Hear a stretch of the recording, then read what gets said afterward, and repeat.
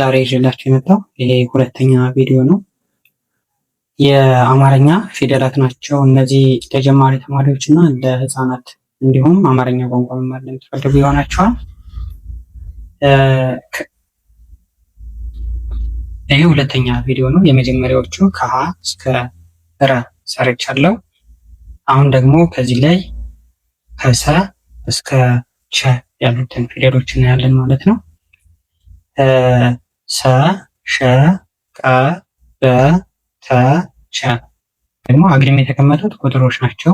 የአማርኛ ፊደሎች 7 የሚደርሱት እና ውስብስብ ወይም ደግሞ ዲቃላ ፊደላት የሚባሉትን በግል እናያለን። መቁጠር እንጀምር። ሰ ሶ ሲ ሳ ሴ ስ ሶ ሸ ሹ ሼ ሻ ሼ ሽ ሾ ቀ ቆ ቄ ቃ ቄ ቅ ቆ በ ቡ ቢ ባ ቤ ብ ቦ ታ ቱ ቲ ታ ቴ ት ቶ ቸ ቹ ቺ ቻ ቼ ቼ ቾ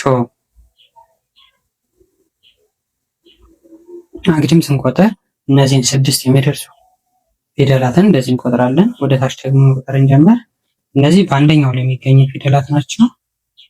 እነዚህ ደግሞ በሁለተኛ ፊደላት ላይ በአንደኛው ላይ የሚገኙት ፊደላት ስንቆጥር ሰ ሸ ቀ በ ተ ቸ። ሁለተኛው ላይ ያሉት ሱ ሽ ቆ ቡ ቱ ቹ። ሶስተኛ ላይ ሲ ሽ ቄ ቢ ቲ ቼ። አራተኛ ላይ ሳ ሻ ቃ ባ ታ ቻ። አምስተኛ ላይ ቀለበት ያላቸው ፊደሎች ናቸው። ሴ ሼ ቄ ቤ ኬ ቼ። ስድስተኛ ላይ ስታጠኑ ለሰስ ያሉ ድምፅ ናቸው፣ አይታወቁም። እነዚህ ድምፅ አልባ ወይም ደግሞ ምሳሌ ድምፃቸው አናባቢ የላቸውም። ስ ሽ ቅ ብ ት ች ሶ ሾ ቆ ቦ ቶ ቾ።